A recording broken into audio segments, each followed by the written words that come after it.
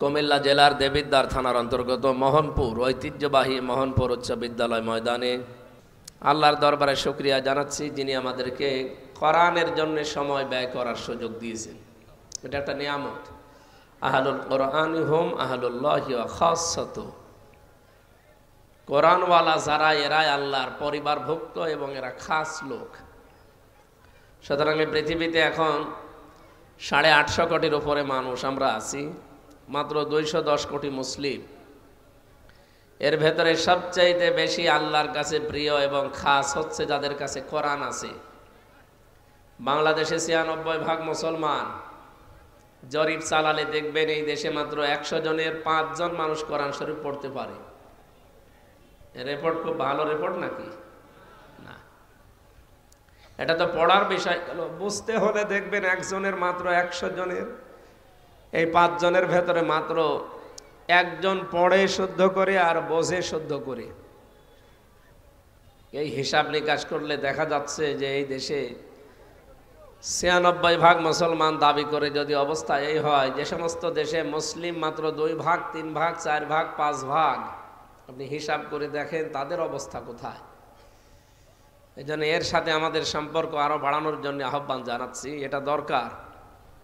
পৃথিবীতে উপরে উঠতে হলে কোরআন বাদ দিয়ে উঠতে পারবেন না। তাহা মা আনজালনা আলাইকাল কোরআন লিতাশকা।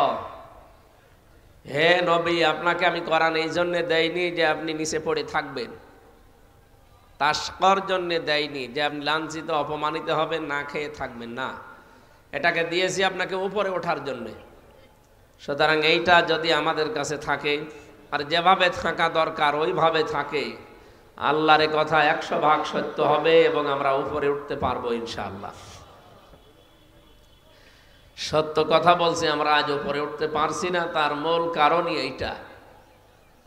তারাকতু ফীকুম আমরাইনি লান তাদিল্লু মা তামাসসাকতুম বিহিমা কিতাবাল্লাহ ওয়া সুন্নাতু রাসূলিহি ইলা আখিরিল হাদিস। বিদায় হজের ভাষণের দিন নবীজির শেষ কথা এটা ছিল যে আমি তোমাদের কাছে 2টা জিনিস রেখে গেলাম, একটা আল্লাহর কোরআন আর একটা আমার সুন্নাহ। যদি আঁকড়িয়ে ধরতে পারো লাং তাদিল্লু, কখনো পথভ্রষ্ট হবে না। হাদিসের ভাষায় আমরা একটা কথা পেয়েছি, মাড়ির দাঁতের কথা আছে। যদি কোনো সম্প্রদায়, কোনো জাতি আল্লাহর কোরআনকে মাড়ির দাঁতের কথা বললেন কেন? এই সামনের দাঁত, এর পাশের দাঁত, মাড়ির দাঁত। মাড়ির দাঁত দিয়ে কোনো মানুষ কিছু ধরলে সেটা শক্ত করে ধরে। আল্লাহর নবী এখানে মাড়ির দাঁতের কথা জানিয়ে এইটা জানাতে চেয়েছেন আমাদেরকে যে এমনভাবে ধরা লাগবে জীবন যাবে যেন কোরআন ছেড়ে না যায়। এবার যদি ধরতে পারতাম, বিশ্বনবীর বাণী ছিল লাং তাদিল্লু। তাদিল্লু এটা মোজারে, বর্তমান ভবিষ্যৎ, প্রেজেন্ট ফিউচার। এর আগে লান এসেছে। মোজারের আগে লান আসলে বাংলা অর্থ দাঁড়ায় কখনোই হবে না। বিশ্বনবী গ্যারান্টি দিচ্ছেন যার জীবনে একটা মিথ্যা কথা পাওয়া যায়নি, জীবনে যা বলেছেন প্রতিটি কথা সত্য হয়েছে এবং কিয়ামত পর্যন্ত সত্য হবে ইনশাআল্লাহ। কি আমার কথা বিশ্বাস হচ্ছে না? উনি যা যা বলেছেন সব সত্য হয়েছে এবং যা বলেছেন কিয়ামত পর্যন্ত সত্য হবে। এই কারণে আমরা যদি এই কথাটা মেনে নিতে পারতাম, কখনো আমাদেরকে না খেয়ে থাকা লাগতো না, লাঞ্ছিত অপমানিত হওয়া লাগতো না, নিচে পড়ে থাকা লাগতো না, আমরা উপরে উঠতে পারতাম। 1 নম্বরে আল্লাহর কিতাব। কিতাব আল্লাহ বলা হয় আল্লাহর কিতাবকে, কোরআনে কারিম, যেটা আমরা জানি। 2 নম্বরে ওয়া সুন্নাতু রাসূলিহি, আমার আদর্শ। কিছু মানুষ এখন নতুন করে বের হয় যারা বলেন যে আমরা শুধু হাদিস মানি, আহলে হাদিস। না, এই শব্দটা ঠিক নয়। আপনাকে বলা লাগবে আমরা আহলে সুন্নাত ওয়াল জামাত। নবীজি হাদিস রেখে গেলাম, এ কথা এ হাদিসের ভাষায় পাইনি আমরা। তিনি যে বলতেন আমি হাদিস রেখে গেলাম, পৃথিবীতে এমন কিছু কাজ আছে শুধু হাদিস মানলে আপনি করতে পারবেন না। কথা বোঝেন আমার? দাঁড়িয়ে পোশাক করা জায়েজ আছে না? মানে এমন কোন জায়গা যেখানে বসতে গেলে নাপাক লেগে যাবে, এমন কোন জায়গা যেখানে বসতে পারবেন না, এ পর্যন্ত মনে করেন আপনি পানির ভেতরে ডুবে আছেন, চারিদিকে শুধু এই থই থই পানি, এখন প্রসাব লেগেছে, বসে করবেন? বসে প্রসাব করতে গেলে আপনার জীবন থাকবে? সুতরাং এই সমস্ত জায়গাগুলোতে যদি বলেন না আমি হাদিস মানবো, আমি হাদিস ছাড়া কিছু মানি না, আমি আহলে হাদিস, আমি শুধু সহি হাদিস মেনে চলি, আপনি তো মরবেন। আমি আপনাকে ছোট করার জন্য না, বাস্তবতা এইটা। কারা এগুলো করেছেন আমি জানি না, আমাদের বাস্তবতা যেটা বলে নবীজি যা বলেছেন এর বাইরে গেলে আপনি বাঁচতেও পারবেন না। আগুন দিয়ে পোড়ানো কোনো জিনিস যদি কেউ খায় তার অজু ভেঙে যায়, এটা হাদিস, এটা সহি হাদিস। এটা যদি কেউ এখন মানতে যায়, এই যে আমি এখন চা খালাম, আমি আগুন দিয়ে না, নাকি আগুন ছাড়া চা হবে? আগুন দিয়ে পোড়ানো জিনিস আমি খেলাম, আমার অজু আছে? এরকম প্রায় 85টার উপরে আমার জানা আছে।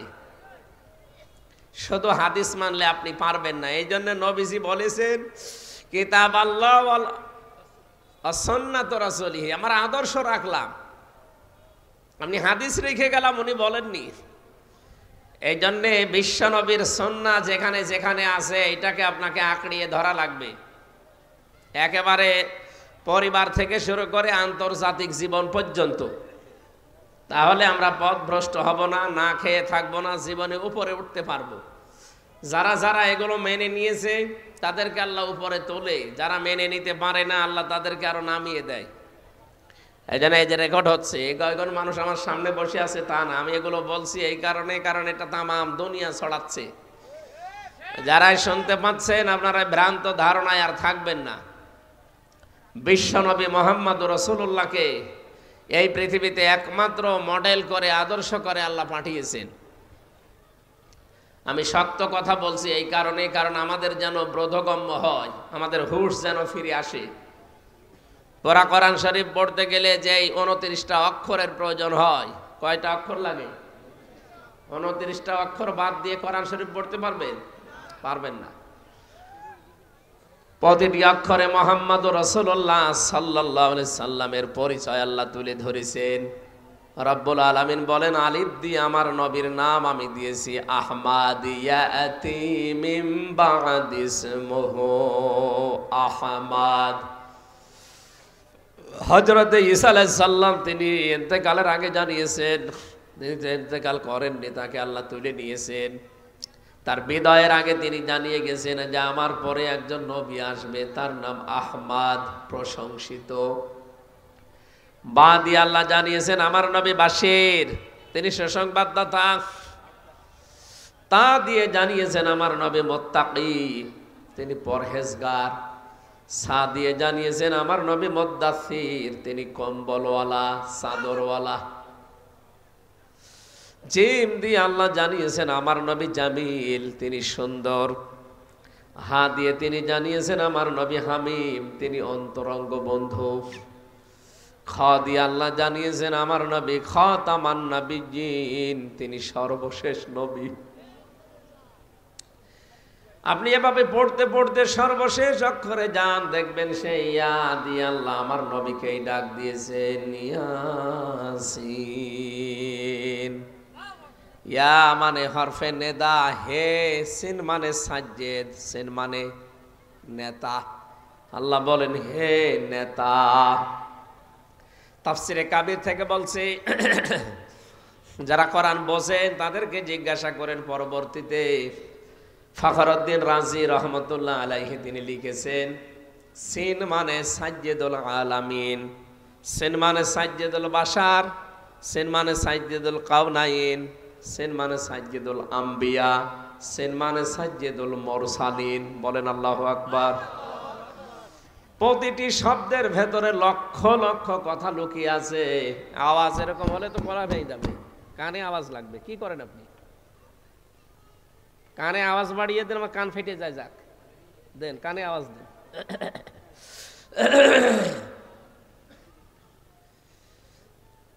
মুফাসসির কিন্তু বলতে পারতেন সাজ্জেদুল আলম মানে দুনিয়া এই শেষ।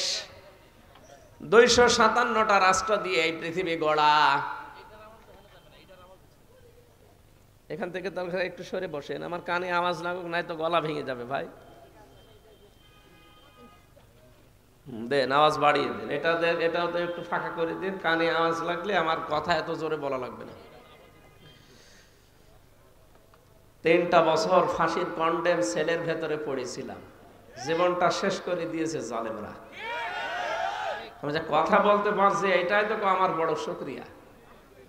জীবনেও তো কোনোদিন আর ভাবি না যে বাইরের এই আলো বাতাসে আসবো। ওরা যেভাবে রেখেছিল আর কিছুদিন থাকলে ছাতা মরে যেত।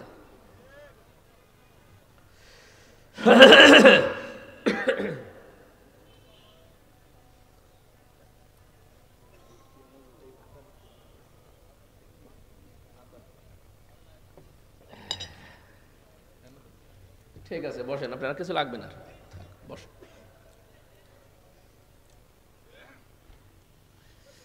তাফসীরুল কোরআন মাহফিলে এসেছেন, আপনারা লিখেও দিয়েছেন তাফসীরুল কোরআন মাহফিল। একটা শব্দ থেকে যে তথ্যগুলো বের করা যায়, যত চিন্তা ভাবনা করবেন তত নতুন তথ্য পাবেন। আমরা তো এর নিয়ে চিন্তা ভাবনা নেই। এ দেশে লালনের গবেষণাগার আছে, লালন ইনস্টিটিউট নেই? কুষ্টিয়াতে লালন গবেষণাগার বানিয়েছে। কয় মন গাঁজা খেয়েছে সেই সব। কোরআনে কারিমের কোন শব্দ নিয়ে চিন্তা ভাবনা করা যায় এমন কোন প্রতিষ্ঠানে দেশে আছে? অথচ সব আল্লাহ এর ভেতরে দিয়েছে। এই যে ইয়াসিন, আমি 5টা অর্থ বের করলাম। এখানে অনেক আলেম বসে আছে, জিজ্ঞাসা করেন তো এর আগে জীবনে নামও শুনিনি।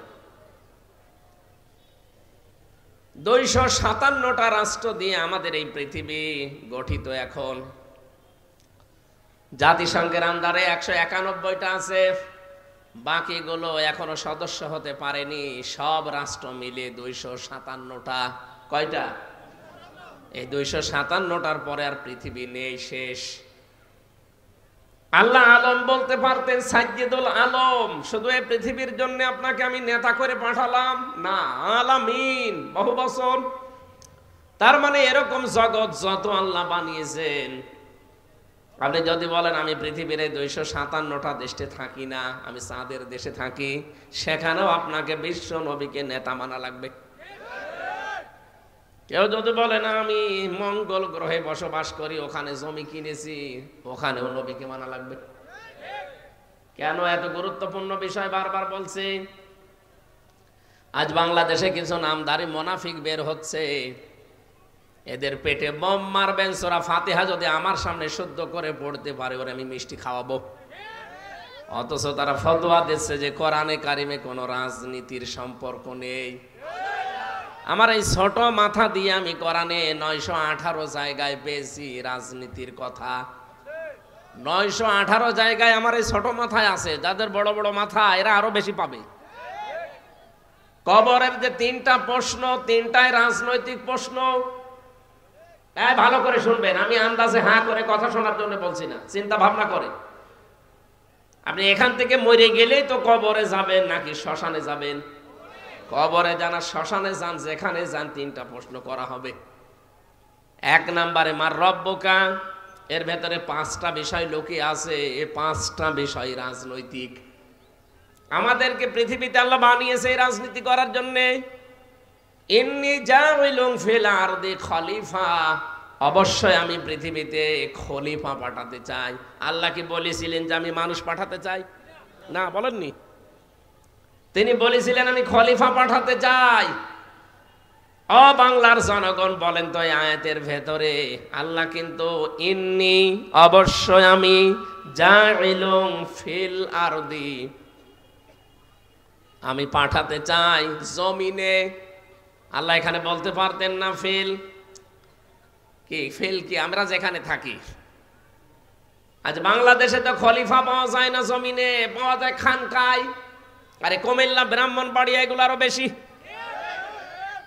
কত খানকা খুলে বসে আছে, নতুন নতুন খানকা, সেখান থেকে খলিফা বের হয়। আমি অমক দরবারের খলিফা। তোরা কি আল্লাহ দরবারে পাঠিয়েছে?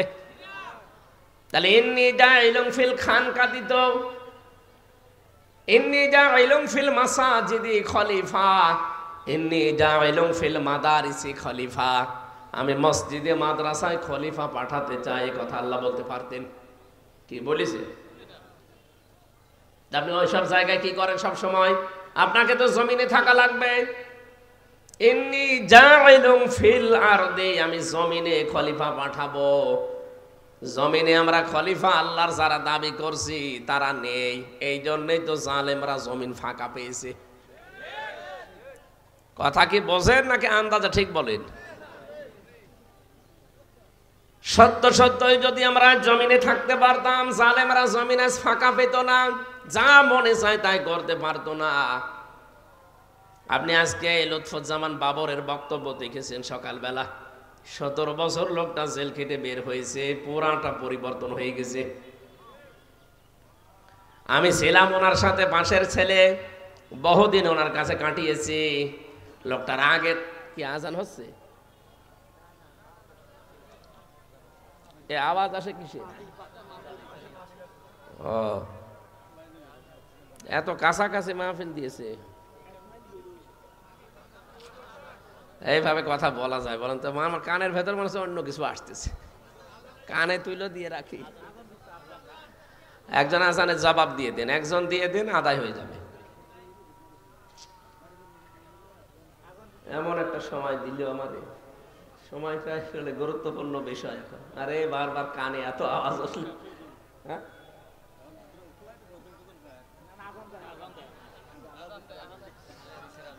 আমি ক্লাসের আকারে কথা বলি তো, আমার বিশ্ববিদ্যালয়ে যেভাবে ক্লাস পেয়েছি, আমি যে কোনো বিষয়ে কথা বললে 40-45 মিনিট ক্লাস নেই, যেন অন্তত যারা বসে আছে 1 ঘন্টার ভেতর একটা 10টা শিক্ষা নিয়ে বাড়ি যেতে পারে।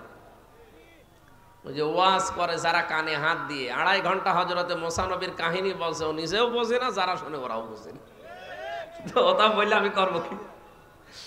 এই জন্য আমি 10 মিনিট বলি, অন্তত 10 মিনিটই আমার করণীয় কি বর্জনীয় কি এটা যেন আমার জানা যায়। আমরা হচ্ছে খলিফা আল্লাহর। কার? আমরা কি কোনো পীরের খলিফা? বলেন তো কোরআন হাদিসে কোন জায়গায় পীরের খলিফা এ কথা আছে? আমরা খলিফা আল্লাহর, খলিফা রাসূলুল্লাহর। এই পৃথিবীতে আল্লাহ আমাদের খলিফা করে পাঠিয়েছেন মসজিদে, মাদ্রাসায়, খানকায়, দরবারে, মাজারে। কোথায়? জমিনে। কোথায়? আপনি নিজের কাছে প্রশ্ন করে বলেন, জমিনে আছেন আপনি? জমিনে থাকতে হলে জমিনে থানা আছে, থানা নেই জমিনে? আদালত আছে, শিক্ষা আছে, চিকিৎসা আছে, সব জায়গা তো জালেমদের দখলে। আপনি কোথায় আছেন? আপনি যে বলেন যে ছেলে মেয়েকে ডাক্তার বানানোর দরকার নেই, ছেলে মেয়েকে ইঞ্জিনিয়ার বানানোর দরকার নেই, বিশ্ববিদ্যালয়ের শিক্ষক দরকার নেই, ওগুলো সব জালেমরা বানাক। তো ওগুলো বানিয়েছে জালেমরা, এই কারণেই তো সব জায়গায় দুর্নীতি।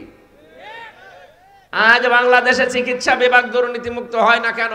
ডাক্তারগুলো আজ যদি আমরা ডাক্তার শাহিদ জাদ্দারের মতো বানাতে পারতাম, বরিশালের, খুলনার ডাক্তার মতিয়ার রহমানের মতো বানাতে পারতাম, ডক্টরগুলো ডক্টর ফয়জুল হক সিলেট বিশ্ববিদ্যালয় এরকম ডক্টর উপহার দিতে পারতাম, ডক্টর নাসির উদ্দিন মিজি এরকম ডক্টর যদি বানাতে পারতাম বিশ্ববিদ্যালয়ে, শিক্ষা ব্যবস্থা পরিবর্তন করে ফেলতাম। সবগুলো বসে আছে জালেমদের সন্তানরা, ওরা যা ওদের ছেলে মেয়েও তা। এই জন্যই তো জায়গাগুলো দুর্নীতি মুক্ত হয় না। আর এই যে কুমিল্লা না, এটা এর পাশের জেলা চাঁদপুরের এক মহিলা, আমি মাঝে মাঝে মামলার হাজিরা দিতে যাই, তো দেখা হয় আল্লাহর ওলির সাথে, ফিটনেস বিহীন বিএনপি, লাইসেন্স বিহীন জামাত, ঘোষণা দিত না। এখন তার নিজেরই ফিটনেস নেই আর লাইসেন্স তো নেই। ওই জায়গাগুলো আজ যদি সত্যি আমরা এরকম মানুষগুলো পাঠাতে পারতাম, সত্যি আমরা খলিফার দায়িত্ব যদি বুঝে নিয়ে পালন করতে পারতাম, এই পৃথিবীটা মিনি জান্নাত হয়ে যেত। এমনকি বাংলাদেশটা আমরা মিনি জান্নাত বানিয়ে ফেলতে পারতাম। সেটা পারি নাই, কারণ যেখানে যাওয়া দরকার আমরা ওই জায়গায় যাই না। আমরা মসজিদে খানকায় বসে হো হো করছি, অথচ হু হু যারা করি এইটাও যদি শুদ্ধভাবে করতাম তাও তো হইতো। কুমিল্লা ব্রাহ্মণবাড়িয়ায় কত নতুন নতুন জিকির আবিষ্কার করে। এই যে আল্লাহর ওলি আপনারা পেয়েছেন তাহেরি ভাইকে, ইয়া আলী বাবা, শাহ আলী বাবা, কেল্লা বাবা, ফতে বাবা, নতুন নতুন নাম দিয়ে জিকির বানিয়ে আপনাদের করতে দেয়। আর মানুষও দেশে পাগল। কি খান আপনারা? হ্যাঁ, ভাত খান না? অন্তত মাথায় যদি মগজ কিছু নাও থাকে, তাও তো এরকম ভণ্ডামি জিকির করা ঠিক না। কোরআনের কাছে বারবার আসতে বলছিলাম এই কারণে। সূরা ফুরকান পড়বেন, সূরা ফুরকান 19 নম্বর পারা 4 নম্বর পৃষ্ঠার 13 নম্বর লাইনের 68 নম্বর আয়াতের প্রথম অংশে পাবেন। তাফসিরে ফি জিলালিল কোরআন সাজ্জাদ কুতুব রাহমাতুল্লাহ আলাইহি লিখেছেন, ওয়াল্লাযীনা লা ইয়াদউনা মা'আল্লাহি ইলাহান আখার। রব্বুল আলামিন বলেন, রহমানের বান্দা যারা, আমি আল্লাহর বান্দা যারা দাবি করবে তাদের 13টা গুণ দুনিয়ায় তৈরি হবে। তার প্রথম নম্বরে গুণগুলো কয়েকটা আল্লাহ দেওয়ার পরে এইটা জানিয়েছেন, যারা আল্লাহ ছাড়া তারা অন্য কাউকে নাম ধরে ডাকবে না। আল্লাহকে ডাকে, এর পাশাপাশি যারা অন্য কাউকে তার সাথে জুড়ে দেয়, আল্লাহ বলেন তাদের শাস্তি আমি দুনিয়ায় ডবল দেব। অথচ বাংলাদেশে এইটা বেশি হচ্ছে। বিশ্বের বহু দেশ, আল্লাহ আমার এই ছোট বয়সে, আমি আকিস গ্রুপের খতিব এই হিসাবে আল্লাহ নিয়ে গেছে ওদের মাধ্যমে, আমি দেখেছি বিশ্বের বহু দেশে যে কোন দেশে এই বাংলাদেশের মতো ভণ্ডামি জিকির চলে না। এদেশে মানুষ জিকির করছে কিছুক্ষণ আল্লাহর নামে, এরপরে কেল্লা বাবা ফতে বাবা কোথায় আছে? আপনি কোথায় পেলেন? যেখানে রাসূলুল্লাহর নামে জিকির করা জায়েজ নেই, আছে না? নবীজির নামে আপনি দরুদ শরীফ পড়তে পারবেন, বিশ্ব নবীর নামে আপনি জীবনও জিকির করতে পারবেন না, কারণ জিকির একটা ইবাদত। জিকির কি? কত মানুষ এখন রাসূলুল্লাহর নামও জিকির করছে, ইয়া রাসূলুল্লাহ, ইয়া রাসূলুল্লাহ। আমি যে জেলখানায় যে কন্ডেম সেলের ভেতরে থাকতাম, তার উপর তলায় একজন ছিল, ওই যে সোহেল চৌধুরী হত্যা মামলার আসামি মামুন। 25 বছর লোকটা জেলে ছিল, কিছুদিন আগে বের হয়েছে। আমরা রাত 3:30টায় 4টায় উঠতাম তাহাজ্জুদের জন্য, আর ও উঠতো জিকির করার জন্য। ওর নিয়ত ভালো, ও উঠে জিকির আরম্ভ করেছে, ইয়া রাসূলুল্লাহ, ইয়া রাসূলুল্লাহ। কি গো এত জোরে জোরে আওয়াজ হয়? একদিন ওরে ডেকে বললাম, ভাই কি করেন? বলছে জিকির করছি। কিসের? রসুলের এশকে। রসুলের এশকে জিকির করেন? কে শিখিয়েছে আপনাকে জিকির? বলছে হলো আজ লাখ সবুজ পাকড়ি বেঁধে এসেছিল এক হুজুর, মাইজ ভান্ডারের মুরিদ, ও আমার শিখিয়ে গেছে। ওই তো শিখাবে। রাসূলুল্লাহর নামে কোন জিকিরে পৃথিবীতে আল্লাহ দেয়নি। জিকির হবে শুধুমাত্র কেবলমাত্র কার নামে? ওই দিন থেকে দেখলাম পরবর্তী যতদিন ছিল কোনোদিন আর রাসূলুল্লাহর নামে জিকির করে নাই। এরকম বহু মানুষ হয়তো জেনে হোক না জেনে হোক করছেন, এটা আজকে বাদ দিয়ে দেবেন। যদি এর পরেও কেউ ইয়ালি বাবা, কেল্লা বাবা, ফতে বাবা, দয়াল বাবা, আগলা বাবা বলে জিকির চালিয়ে যান, আপনি মনে করছেন এ আর কি হবে? কি হবে মানে পরের আয়াতে দেখেন, ইউদাআফু লাহুল আযাবু ইয়াউমাল কিয়ামাহ ওয়া ইয়াখলুদ ফীহি মুহানা।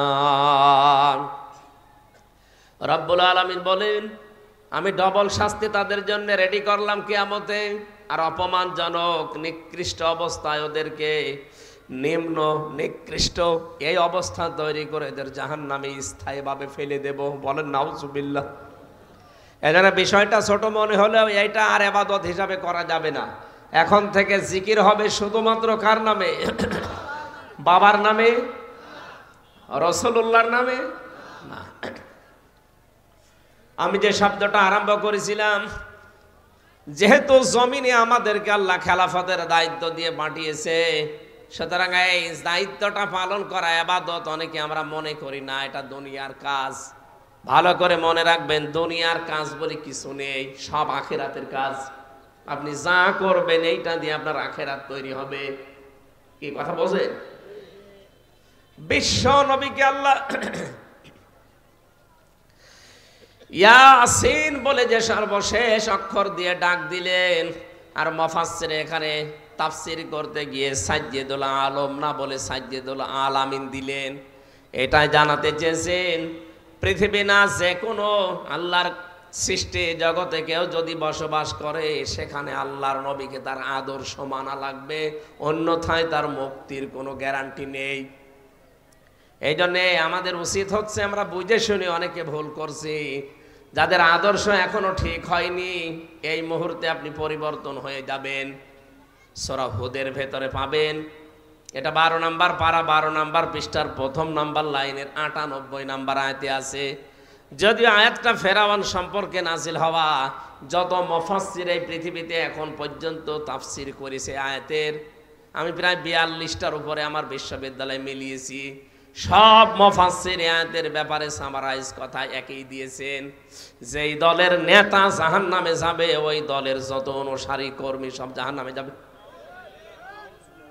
এটা যদি কেউ রাজনীতির কথা মনে করে চলে যান, আপনার কপালে আগুন লাগবে। আপনি এখানে নিজে বলেন তো, এই আয়াতের ব্যাখ্যা করতে গিয়ে আমি আর একটা আয়াত পেয়েছি তাফসিরে ইবনে কাসিরে, ওটা আছে সূরা বানি ইসরাইল 15 নম্বর পারা 8 নম্বর পৃষ্ঠার 3 নম্বর লাইনের 71 নম্বর আয়াতের প্রথম অংশে আছে। এত দলিল দিয়েও আপনার রাগ হয়, আপনি মিলান না কেন? একটা কথা যদি উলট পালট পান, জীবনে আমি কথা বলবো না, কিন্তু যা বলছি যদি এটা পেয়ে যান আপনাকে মেনে নেওয়া লাগবে। আপনি নিজেও কোরআন হাদিস পড়েন না, আমির হামজা বলবে আপনি মানবেনও না। আপনি কি হয়েছেন কি আপনি? হ্যাঁ,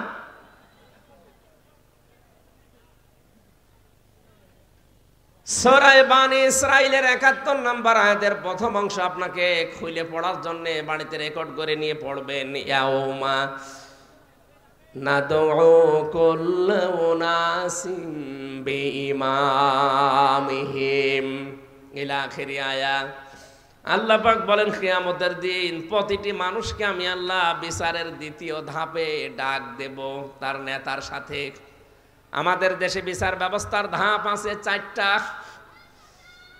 এই কুমিল্লার ম্যাজিস্ট্রেট কোর্টে সর্বপ্রথম আপনাকে হয়তো হাজির করবে। এখান থেকে যদি আপনার বিরুদ্ধে রায় আসে, আপনি বলতে পারবেন না যে আমি মানি না, না, আপনার ক্ষমতা নেই। আর অধিকার আছে আপনার যে আমি ন্যায় বিচার পাইনি, আমি আরো উপরে যাব।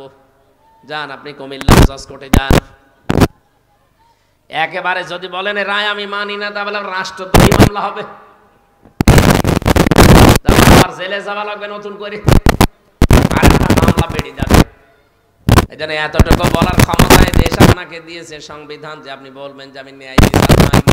তাহলে আর একটা জায়গা আছে বিচারের ধাপ, নাম কি?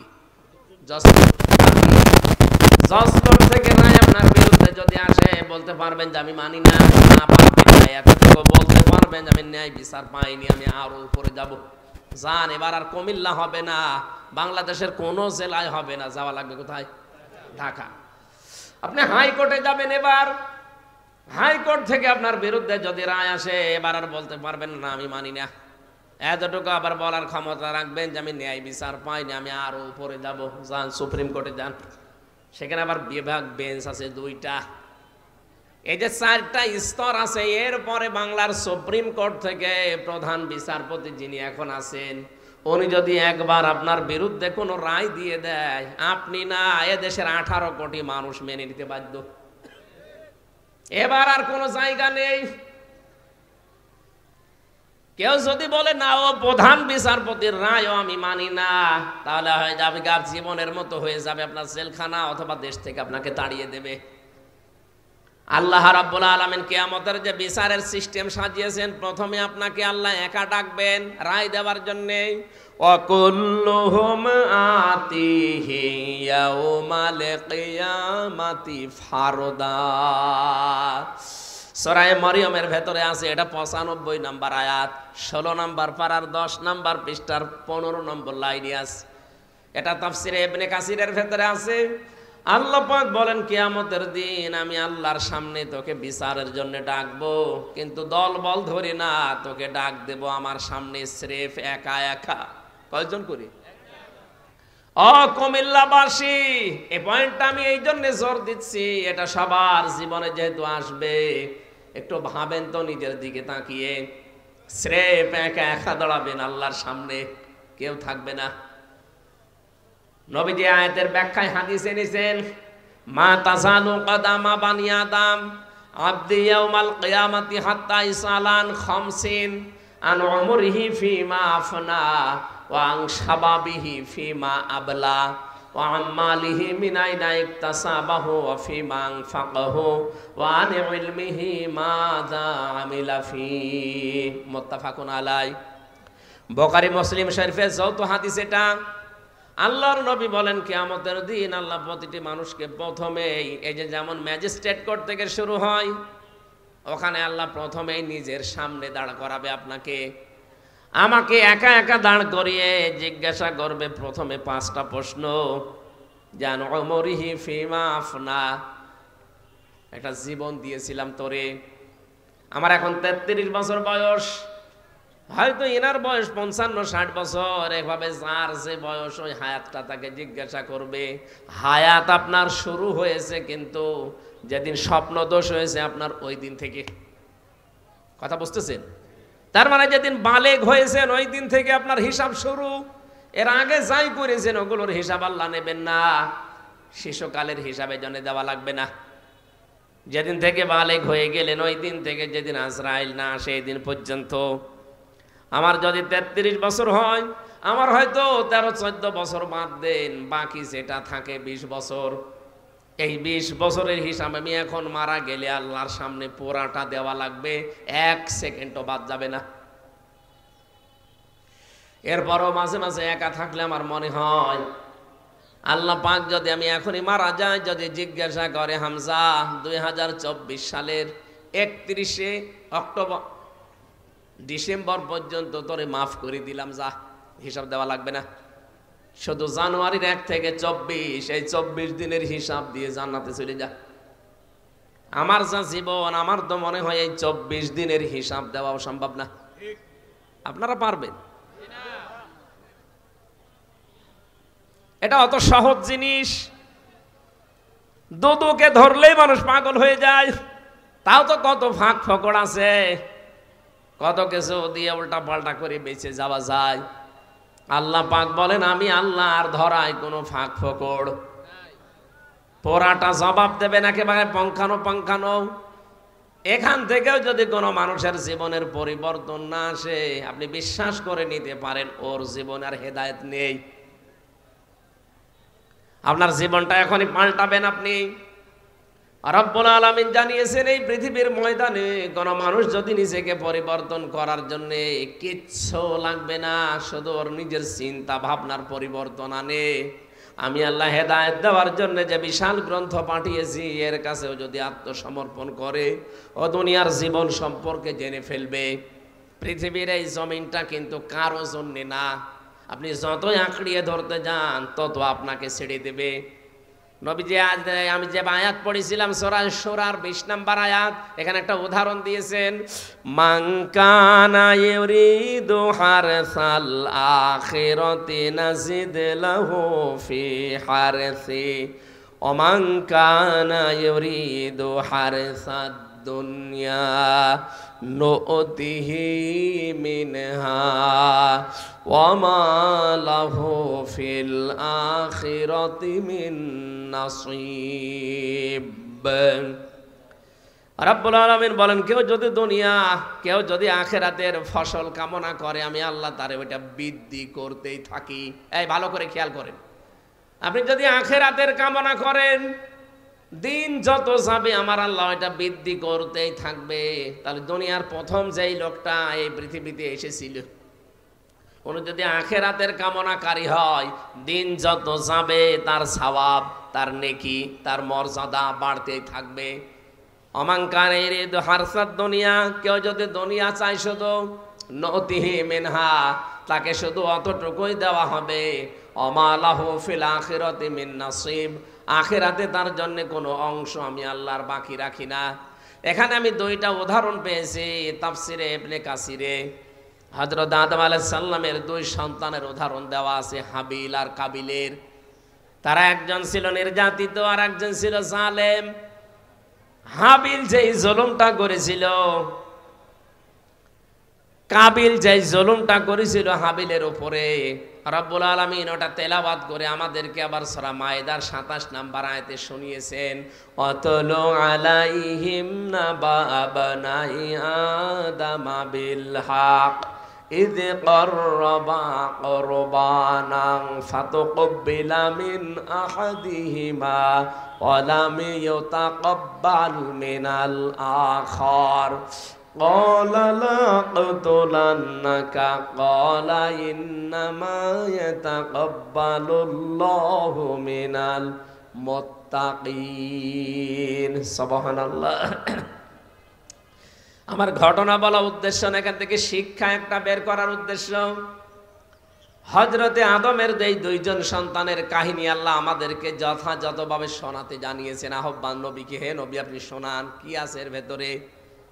এই যে এক ভাই আর এক ভাইকে যে প্রথম হত্যা করেছিল, এই দুনিয়ায় প্রথম হত্যাকাণ্ড সংগঠিত হয় হাবিলের মাধ্যমে কাবিলের মাধ্যমে হাবিলকে। এই জন্য কিয়ামতের দিন আল্লাহ যেদিন বিচার ব্যবস্থা আরম্ভ করবেন, সর্বপ্রথম বিচার শুরু হবে হত্যার। কিসের? ওই দিন থেকে আজকের এই দিন পর্যন্ত, এখান থেকে কিয়ামত পর্যন্ত যত হত্যা দুনিয়ায় সংগঠিত হবে তার একটা পার্সেন্টেজ ওই কাবিলের আমলনামায় যেতেই থাকবে।